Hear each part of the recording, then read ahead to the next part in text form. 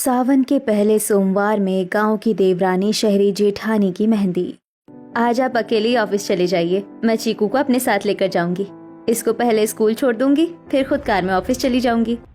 ऐसा बोलकर रागिनी वहाँ से चली जाती है। रास्ते में रागिनी और चीकू कार में बैठे होते हैं। मम्मी, इस बार तो बहुत ज्यादा बारिश हो रही है ना, हम गांव कब जाएंगे दादी के पास? बेटा, हम नहीं जाएंगे वहाँ, वैसे ही बहुत धूल मिट्टी रहती है, गांव में कुछ नहीं रखा है। इतने में चीकू का स्कूल आ जाता है। चीकू स्कूल चला जाता है और वहीं रागिनी अपने ऑफिस पहुंच जाती है। अरे वाह यार, तेरे ऊपर तो सच में ये शॉर्ट रेड कलर की ड्रेस कितनी प्यारी लगती है। अरे भाई, हमें पता है, अब तो ये हम सबको भी पीछे छोड़ रही है। हाँ हाँ बिल्कुल, वैसे भी फैशन के मामले में तो मुझे कोई टक्कर दे ही नहीं सकता है। हम तो वैसे भी हमेशा तुमसे ही सीखते रहते हैं।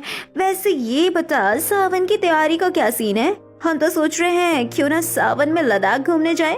शहर में वैसे भी सावन में लोग पूजा अर्चना नहीं करते हैं ज्यादातर, और इस बार तो लद्दाख में इतनी भीड़ भी नहीं होगी, खूब एंजॉय करेंगे। तो फिर नेक काम में देरी कैसी? चलो जल्दी से बॉस के पास और छुट्टी के बारे में बात करते हैं। तीनों ऑफिस के अंदर जाती हैं, जहां बॉस बैठे होते हैं। अरे आज तुम तीनों एक साथ कैसे? सर, हमें कुछ दिनों के लिए छुट्टी चाहिए। हाँ हाँ ठीक है, तुम लोगों को भी सावन की तैयारियां करनी होंगी। हाँ बॉस से छुट्टी मिलते ही तीनों अपने अपने घर चली जाती हैं। अरे मम्मा, आप आ गई? मुझे तो बहुत जोर की भूख लग रही थी, जल्दी से कुछ खाने को बना दो ना। अरे बेटा, मैं भी ऑफिस से थक कर आई हूँ, अभी बाहर से तुम्हारे लिए कुछ लेकर आती हूँ। ऐसा बोलकर रागिनी स्कूटी लेकर बाहर जाती है और पिज्जा बर्गर लेकर आती है। अरे रागिनी, कभी तो कुछ अच्छा बना लिया करो, मैं आखिर कब तक बार बार यही खाना खाता रहूंगा। हाँ पापा, पता नहीं मम्मी हमारे लिए कब अच्छा खाना बनाएंगी। तुम दोनों बाप बेटे चुप करो और चुपचाप आराम से खाना खा लो। सब लोग आराम से खाना खा लेते हैं और सो जाते हैं। अगली सुबह सभी लोग एक साथ हॉल में बैठे होते हैं। तभी गोमती की वीडियो कॉल आती है। अरे मम्मी नमस्ते, कैसे हैं आप सब? मैं तो आपको याद ही कर रहा था। हमें भी तेरी बड़ी याद आती है बेटा, सावन शुरू हो गया है, हम सोच रहे हैं कि सावन का सोमवार आने वाला है, तो तुम सब गांव में ही अपना सावन मनाओ। अरे क्यों नहीं, इस बहाने हम आप सब लोगों से मिलकर गांव में पहला सावन का सोमवार मनाएंगे। रागिनी भी देख लेगी। मुझे नहीं जाना गांव में, मैंने ऑफिस से छुट्टी ली थी कि मैं घूमने जाऊंगी, लेकिन आप बोल रहे हैं कि गांव जाना होगा। देखो, मैंने बड़े प्यार से बोला है, गांव के कुछ रीत रिवाज होते हैं, हमें उनका आदर सम्मान करना चाहिए। वाह, मैं दादा दादी के पास गांव में जाऊंगा। गांव में तो इस बार मैं खूब एंजॉय करूंगा। अमन रागिनी को प्यार से मना लेता है। अरे मुंह मत बनाओ रागिनी, और भाई ये लो पैसे, तुम शॉपिंग कर लो। रागिनी पैसे लेकर स्कूटी से शॉपिंग करने जाती है और एक बड़े से मॉल में खरीदारी कर रही होती है। तभी अमन का फोन आता है। अरे मैं तो बताना ही भूल गया, तुम गांव जाओगी तो अपने हाथों में अच्छी सी मेहंदी भी लगवा कर आना, सावन शुरू हो गया है। हाँ हाँ, मुझे ये तो पता ही था कि सावन में पहले मेहंदी लगवानी होती है, मैं ब्यूटी पार्लर में मेहंदी लगवा लूंगी। ऐसा बोलकर रागिनी फोन रख देती है। खरीदारी करने के बाद रागिनी ब्यूटी पार्लर जाती है और वहाँ मेहंदी लगवाकर घर आती है। अरे ये क्या, इससे अच्छी वाली तो मैं ही तुम्हारे हाथों पर लगा देता, इस डिजाइन में तो कुछ भी दिखाई ही नहीं दे रहा। आप भी गांव के गवारों जैसी बातें कर रहे हैं, ये स्टाइलिश और मॉडर्न मेहंदी है, इसका कलर ऐसे ही आता है। तभी वहाँ नीलम आती है। अरे यार, तू कहाँ जा रही है? मुझे मेरे ससुराल यानी गांव जाना पड़ रहा है, वहीं पर सावन का पहला सोमवार सेलिब्रेट करूंगी। जा रही है, लेकिन ध्यान रहे हमारे तौर तरीके मत भूल जाना, गांव वालों की आंखें खुली रह जानी चाहिए मॉडर्न जेठानी को देखकर। ऐसा बोलकर नीलम वहाँ से चली जाती है। वहीं अमन अपने पूरे परिवार के साथ कार में बैठकर गांव की तरफ निकल पड़ता है। रास्ते में जोर जोर से बारिश होने लगती है।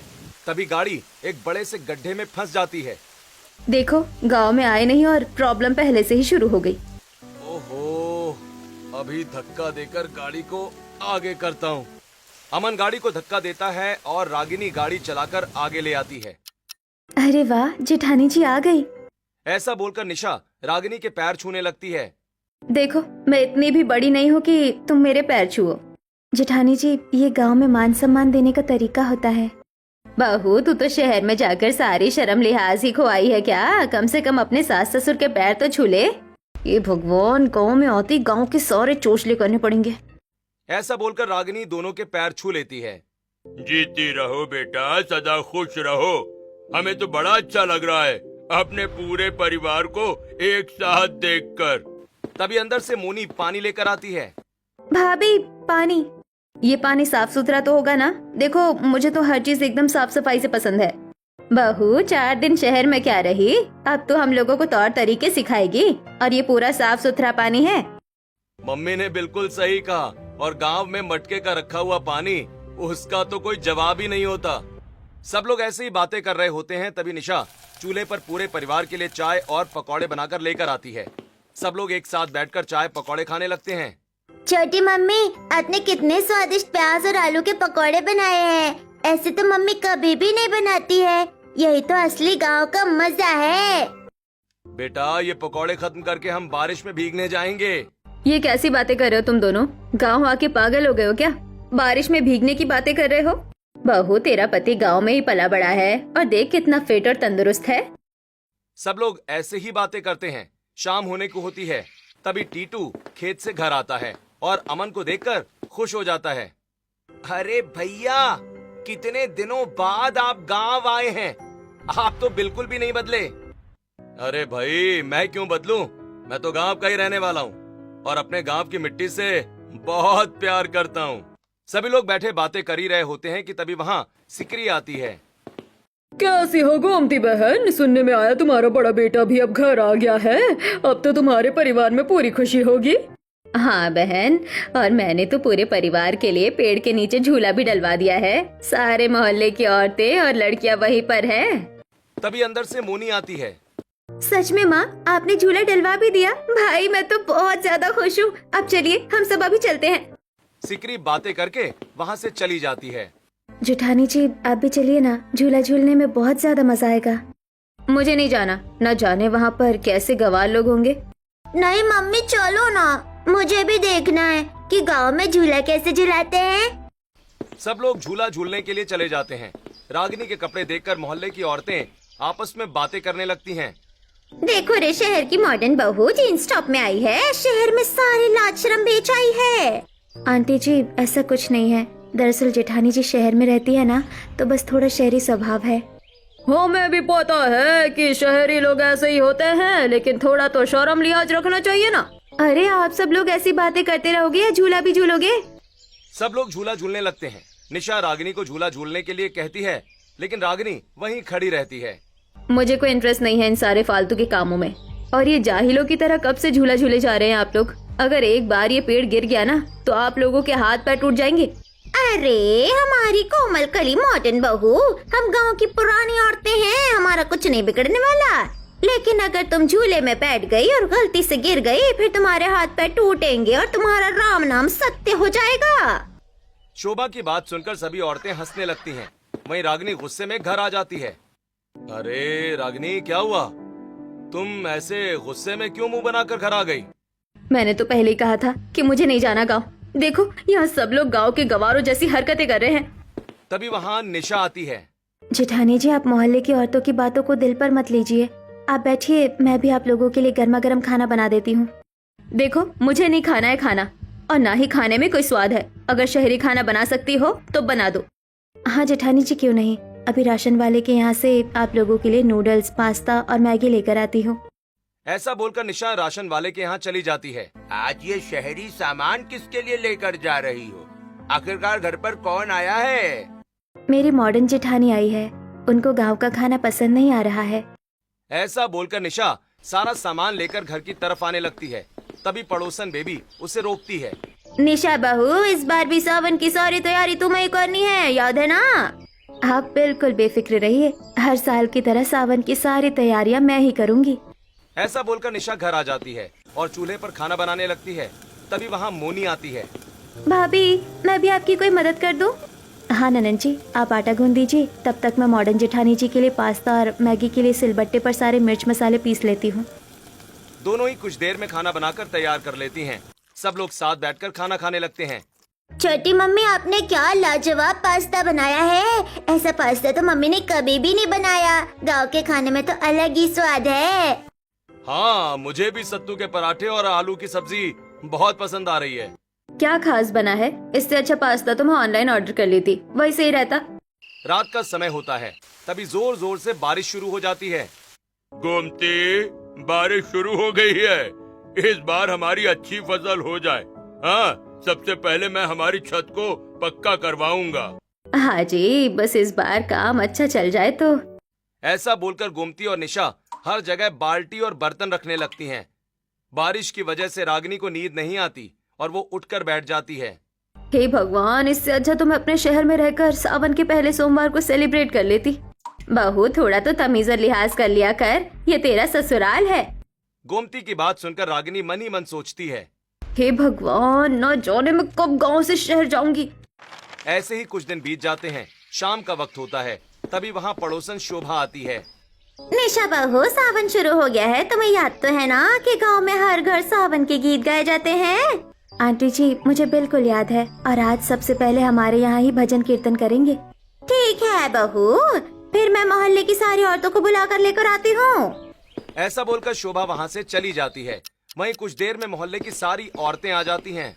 ओम नमः शिवाय, ओम नमः शिवाय, ओम नमः शिवाय, ओम नमः शिवाय, ओम नमः शिवाय, ओम नमः शिवाय। सभी औरतें मिलकर भजन कीर्तन शुरू कर देती हैं। मोनी सभी लोगों के लिए चाय नाश्ता लेकर आती है। तुम दोनों ननद भाभी लगी रहोगी क्या? अपनी मॉडर्न जेठानी को भी किसी काम के लिए बोल दो। देखो तो कैसे फोन में लगी हुई है। अरे, मैं तो इसके कपड़े देखकर ही हैरान हो जाती हूँ। गोमती बहन की भी हद है, जो इतनी मॉडर्न बहू को झेल रही हैं। पड़ोसन की बातें सुनकर गोमती की नजरें नीची हो जाती हैं। बहू, अच्छा नहीं लगता तुम इस तरह के कपड़े पहन। तुम्हारे पास सूट सलवार हो तो वही डाल लो जाकर। मम्मी जी, मैं शहर की पढ़ी लिखी और मॉडर्न हूँ, मुझे आप अपने जैसा गवार मत बनाइए। ऐसा बोलकर रागिनी कमरे में चली जाती है। ये देख अमन को बहुत ज्यादा गुस्सा आता है और वो रागिनी के कमरे में जाता है। रागिनी, ये क्या तरीका था? हाँ, तुम सबके सामने माँ से कैसे बात कर रही थी? चिल्लाओ मत, मैं तुम्हारी गुलाम नहीं हूँ, और हाँ, मुझे कोई दिलचस्पी नहीं है यहाँ गांव के गवार लोगों की तरह बनने में। हे भगवान, न जाने ये कब अपनी इस शहर की दुनिया से बाहर आएगी। ऐसे ही कुछ दिन बीत जाते हैं। दोपहर का वक्त होता है। सभी लोग चटाई बिछाकर नीचे आंगन में बैठे होते हैं। बहू, तू बता, शहर में सावन की तैयारियां कैसी होती है? मम्मी जी, शहर में तो सब लोग अपने आप में बिजी रहते हैं। आप लोग यहाँ पर फालतू के ड्रामे करते हैं, भजन कीर्तन। आज के टाइम में ये सब कौन करता है? भाभी, ऐसा मत बोलिए। भगवान का नाम लेने में तो किसी को भी कोई परेशानी नहीं होनी चाहिए, चाहे फिर वो गांव का हो या शहर का।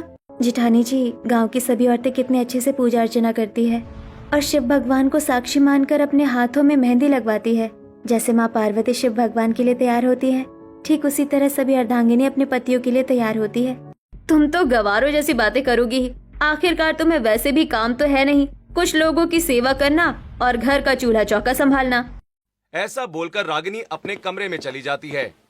आपको क्या लगता है, क्या मॉडर्न बहू गांव के पहले सावन के सोमवार की सारी रस्मों में भागीदारी लेगी या नहीं? ये जानने के लिए वीडियो को लास्ट तक जरूर देखें। ऐसे ही कुछ दिन बीत जाते हैं। सुबह का वक्त होता है। बहू, इस बार तो हमारे खेतों में ही धतूरे और मेहंदी का पेड़ लगा हुआ है, और बहू, सावन में मोहल्ले की सभी औरतों के लिए तुम्हें ही मेहंदी पीसकर तैयार करनी है। हाँ मम्मी जी, मैं जानती हूँ कि मोहल्ले की सभी औरतों के लिए मुझे ही मेहंदी तैयार करनी है।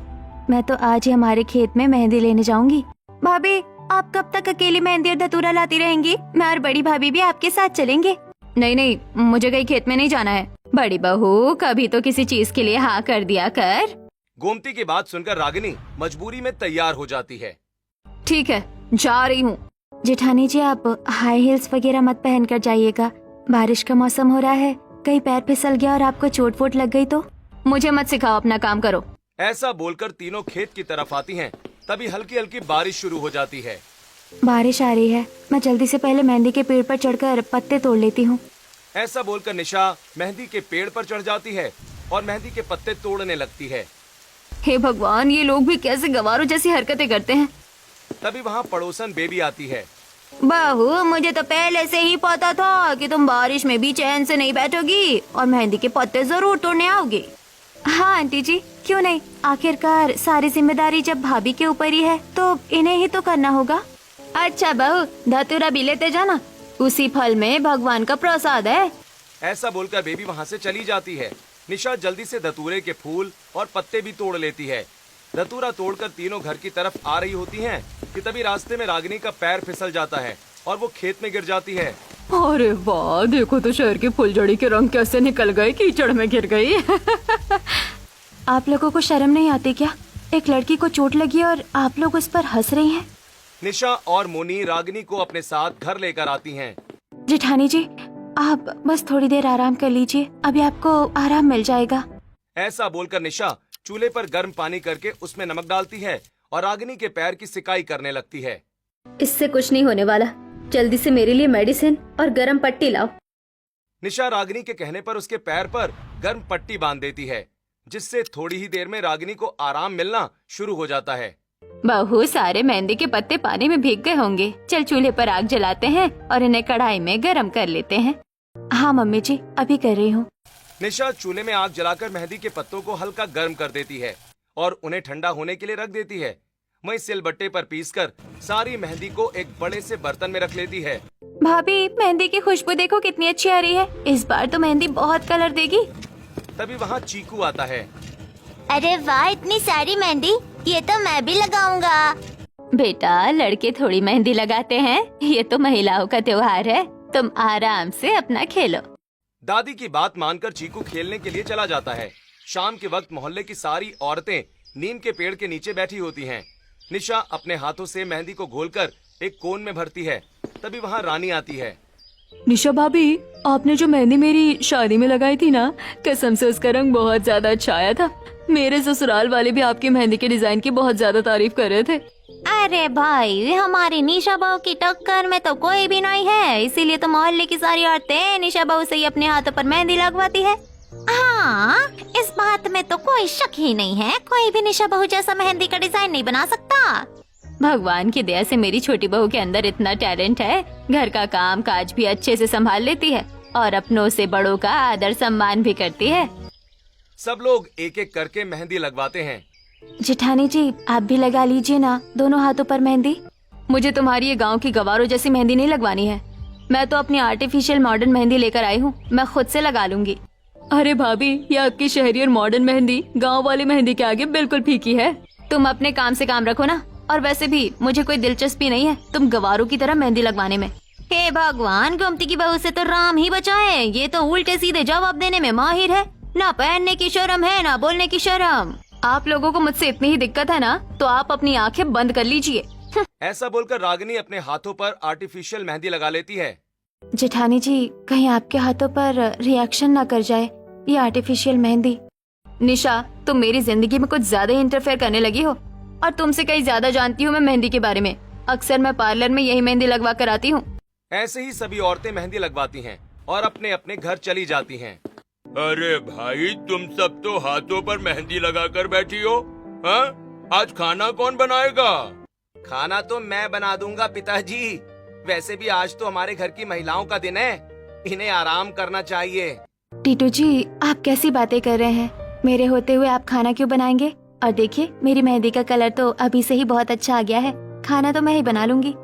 ऐसा बोलकर निशा मेहंदी वाले हाथ धोती है और चूल्हे पर आग जलाकर सब लोगों के लिए आलू पूरी और दाल चावल बनाने लगती है। निशा भाभी, लगता है भैया आपसे कुछ ज्यादा ही प्यार करते हैं, देखो तो इतनी जल्दी आपके हाथ कितने लाल हो गए हैं मेहंदी से। और रागिनी भाभी की मॉडर्न मेहंदी का तो अभी तक कलर भी नहीं आया है। मोनी की बात सुनकर चीकू जोर जोर से हंसने लगता है। इसका मतलब पापा मम्मी से प्यार नहीं करते हैं क्या?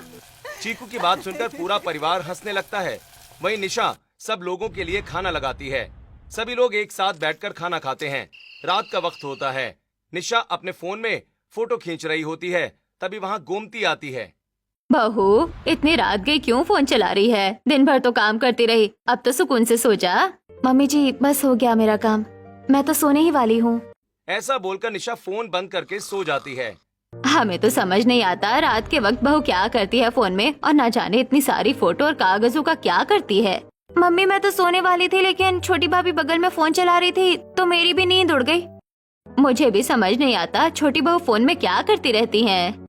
थोड़ा बहुत वक्त मिलता है तो रात को ही फोन भी चला लेती हैं, सो भी जाती हैं और सुबह फिर टाइम पर उठ जाती हैं। सच में इनमें तो बहुत हिम्मत है। माँ बेटी ऐसी ही कुछ बातें करती हैं और फिर सो जाती हैं। अगली सुबह निशा 5 बजे उठकर तैयार हो जाती है। निशा सुबह के वक्त पूरन के पैर छूती है। जीती रहो बेटा, आज सावन का पहला सोमवार है। भगवान तुम्हारी जोड़ी सलामत रखे। मुझे तो पता ही था कि सबसे पहले मेरी बहू तैयार हो जाएगी, और एक हमारी शहर की मॉडर्न बहू है जिसे सावन के सोमवार की कोई फिक्र ही नहीं है।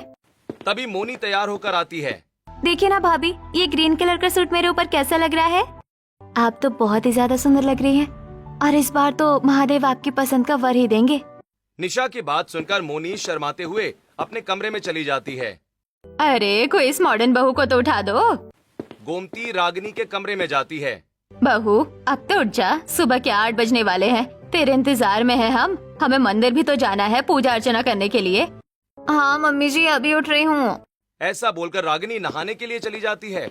कुछ देर के बाद रागिनी ग्रीन कलर की शॉर्ट ड्रेस, पीली चूड़ियाँ और सन ग्लासेस लगाकर बाहर आती है। हे भगवान, बहू ये तुमने क्या पहन लिया? ऐसे कपड़े पहनकर मंदिर जाएगी तो सब लोग हमारा मजाक बनाएंगे। तभी निशा ग्रीन कलर की साड़ी, हाथों में लाल रंग का चूड़ा, मांग में सिंदूर, पैरों में पायल और बिछिया पहनकर बाहर आती है। ये है मेरी छोटी बहू, लाखों में एक। इसको पता है गांव के संस्कार क्या होते हैं, और इसे देख लो मॉडर्न बहू को, ये तो हमारी नाक कटवा कर ही रहेगी। भाभी आप तो बहुत ज्यादा खूबसूरत लग रही है। ऐसा लग रहा है मंदिर में सब लोगों की निगाहें सिर्फ आप पर ही होंगी। भाभी आप जल्दी से अपने मेहंदी दिखाइए ना। निशा भाभी आपकी मेहंदी का रंग बहुत अच्छा आया है। रागिनी भाभी आपकी मॉडर्न और स्टाइलिश आर्टिफिशियल मेहंदी का तो कोई भी कलर नहीं आया है। जी पूजा की थाल मैं तैयार करके लेकर आती हूँ। निशा किचन में चली जाती है और पूजा की थाल में भांग, धतूरा, बेलपत्र, चंदन, सिंदूर, हल्दी, तांबे की लुटिया में गंगा जल और अपने हाथों से बनाई हुई गुलाब के फूलों की माला लेकर बाहर आती है। मेरी छोटी बहू को तो पता है कि शिव जी के सावन के पहले सोमवार की तैयारियां कैसे करनी है और कैसे नहीं, और हमारी मॉडर्न बहू को तो जैसे अपनी जिम्मेदारियों से बस मुंह मोड़ना है। मम्मी जी हर कोई जब देखो बस आपकी निशा बहू की तारीफ ही करता रहता है। मुझे कोई दिलचस्पी नहीं है आपकी पूजा अर्चना करने में। मैं जैसी हूँ बिल्कुल ठीक हूँ। जेठानी जी ना ही तो मैं अनपढ़ हूँ और ना ही गवार। अपनों से बड़ों का मान सम्मान देना अगर आपकी नजर में अनपढ़ और गवार होना है ना, तो मैं फिर अनपढ़ गवार ही सही हूँ। अरे सुबह सुबह सब लड़ाई करने लग गए। आज सावन का पहला शिव सोमवार है, हमें पूरे दिल से शिव भगवान की पूजा करने जाना है। चलिए अब मंदिर चलते हैं। इसके बाद पूरा परिवार भगवान शिव की पूजा अर्चना करने के लिए मंदिर की तरफ चला जाता है। अरे सब मॉडर्न बहू को तो देखो, बिल्कुल भी शर्म नहीं है, कैसे कपड़े पहनकर मंदिर आई है। मुझे तो ऐसा लग रहा है जैसे मंदिर में नहीं किसी क्लब में आई हो। शर्म लिहाज तो है नहीं इस बहू में। इसको तो मंदिर में खड़े भी नहीं रहने देना चाहिए, दूसरों का ध्यान भटका देगी। यहाँ हमारे निशा बहू को देखो, कितनी ज्यादा खूबसूरत और प्यारी लग रही है ग्रीन कलर की साड़ी में, और इसके हाथों की मेहंदी का रंग तो देखो, सच में बिल्कुल माँ पार्वती का रूप लग रही है। मोहल्ले की औरतें ऐसे ही बातें करती रहती हैं। वहीं टीटू और निशा एक साथ मिलकर शिव भगवान की आरती और पूजा करते हैं। शिव पार्वती पते, हर हर महादेव। शिव पार्वती पते, हर हर महादेव। शिव पार्वती पते, हर हर महादेव। शिव पार्वती पते हर हर महादेव। शिव पार्वती पते हर हर महादेव। शिव पार्वती पते, हर हर महादेव। शिव पार्वती पते हर हर महादेव। शिव पार्वती पते हर हर महादेव। मंदिर में सभी लोग भगवान शिव का मंत्र उच्चारण करने लगते हैं। हे भगवान, ये सब कितना ड्रामा हो रहा है यहाँ पर। सिर में दर्द हो गया मेरा। हे भगवान, कैसी बहू है, भगवान के नाम पर भी सिर में दर्द हो रहा है। इतनी सिर में दर्द हो रहा है तो अभी के अभी मंदिर से बाहर निकल जाओ, अगर तुम्हें शर्म हो तो। तभी वहाँ खड़ा अमन रागिनी के पास आता है। रागिनी, बहुत हो चुका तुम्हारा ड्रामा, चुपचाप यहाँ से चलो। मुझे भी कोई दिलचस्पी नहीं है, और वैसे भी सब लोग तो यहाँ लोग सिर्फ मुझ पर टिप्पणियां ही कर रहे हैं। सब लोग तेरे कपड़ों को देखकर बातें बना रहे हैं, और मंदिर से जाने के लिए इसलिए बोल रहे हैं क्योंकि जिस तरह के तेरे लक्षण है ना, तू तो भगवान की पूजा अर्चना करने के लायक ही नहीं है। सब लोगों की बात सुनकर रागिनी का मन उदास हो जाता है। मम्मी, ये लोग आपको ही क्यों सुना रहे हैं? आप छोटी मम्मी की तरह तैयार क्यों नहीं होती है? तभी निशा वहाँ आती है। चिकू बेटा ऐसे नहीं बोलते, आपकी मम्मी बहुत ज्यादा खूबसूरत और प्यारी लग रही हैं। चलिए जेठानी जी, हम सब लोग घर चलते हैं। सब लोग घर की तरफ आने लगते हैं। वहीं रास्ते में रागिनी के हाथों में आर्टिफिशियल मेहंदी की वजह से बहुत ज्यादा खुजली होने लगती है। वो खुजली की वजह से अपने हाथों को जोर जोर से खुजाने लगती है और अचानक उसके हाथ से आरती की थाल नीचे गिर जाती है। बहू, ये क्या कर दिया तूने? अब शगुन कर दिया? हाँ? मंदिर से आ रहे थे, वहाँ तूने पूजा अर्चना नहीं की और अब यहाँ पर भी थाल नीचे गिरा दी। पापा जी, मुझे कोई शौक नहीं था कि मैं आरती की थाली नीचे गिराऊं, लेकिन देखिए अचानक से मेरे हाथ कितने लाल हो गए हैं। जेठानी जी, मैं तो पहले ही कह रही थी कि आर्टिफिशियल मेहंदी आपको सूट नहीं आएगी। आप जल्दी से घर चलिए। ऐसा बोलकर सभी लोग घर आ जाते हैं। वहीं निशा एलोवेरा और शहद मिलाकर रागिनी के हाथों पर लगाने लगती है। रागिनी निशा को देखकर मन ही मन सोचती है, मैं कितनी ज्यादा गलत हूँ।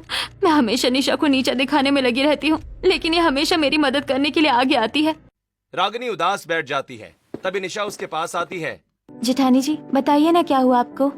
निशा, मैंने हमेशा तुम्हें गलत समझा है और आज मुझे अपनी गलती की रियलाइज हो रही है।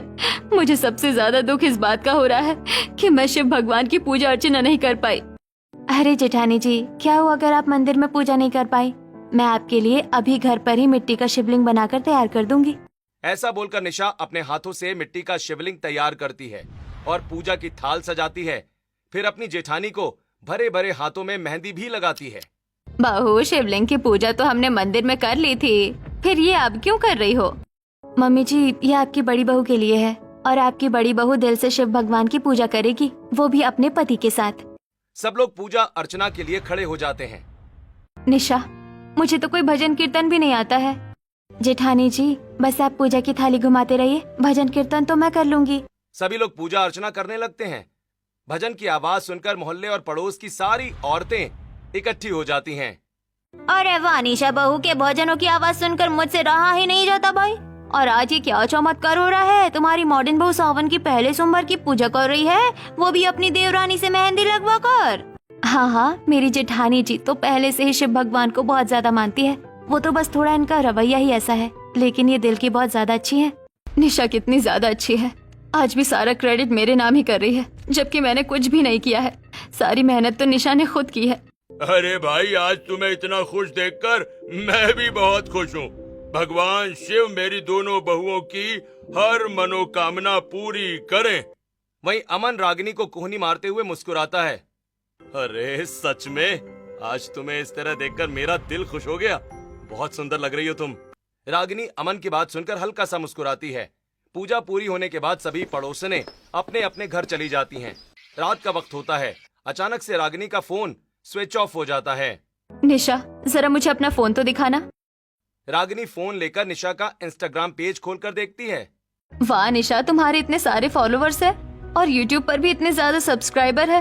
तुमने तो कभी बताया ही नहीं कि तुम ये सब कैसे करती हो। जेठानी जी, रात के वक्त जब मुझे समय मिलता था, मैं उसी में अपने कागजों पर मेहंदी की डिजाइन बनाया करती थी। लोगों को मेरे डिजाइन बहुत पसंद आने लगे और अब तो मेरी यूट्यूब से सैलरी भी आने लगी है। निशा की बात सुनकर सभी लोग हैरान हो जाते हैं। बहू, मैं तो ये सोचकर हैरान होती थी कि न जाने रात के समय तू फोन में क्या करती रहती है, लेकिन तू तो बड़ी तेज तर्रार निकली। निशा, मुझे माफ कर दो, मैंने हमेशा तुम्हें अनपढ़ और गंवार कहा है, लेकिन तुम गांव में रहकर भी मुझसे 4 कदम आगे निकली। जेठानी जी, आप ऐसा मत बोलिए, मुझे आपकी बात का कोई गिला शिकवा नहीं है। तो अब से हम दोनों देवरानी जेठानी मिलकर अपने मेहंदी के डिजाइन को पूरी दुनिया में फेमस करेंगे। बिल्कुल जेठानी जी, अब से हम सब एक साथ मिलकर अपने मेहंदी के काम को आगे बढ़ाएंगे। इसके बाद रागिनी और निशा मिलकर अपने मेहंदी के डिजाइन सोशल मीडिया पर पोस्ट करने लगती हैं। धीरे धीरे उनके डिजाइन पूरी दुनिया में मशहूर हो जाते हैं। उनकी कमाई से घर की स्थिति भी बेहतर होने लगती है और परिवार अपने कच्चे मकान को पक्का करवा लेता है। इस तरह पूरा परिवार खुशी खुशी रहने लगता है। आप बताइए, आपके यहाँ सावन के पहले सोमवार की तैयारियां किस तरह होती हैं? क्या छोटी बहू ने जैसे शिव भगवान की पूजा अर्चना की तैयारियां की हैं, क्या आप भी ऐसे ही करते हैं? अपनी राय कमेंट में जरूर बताएं।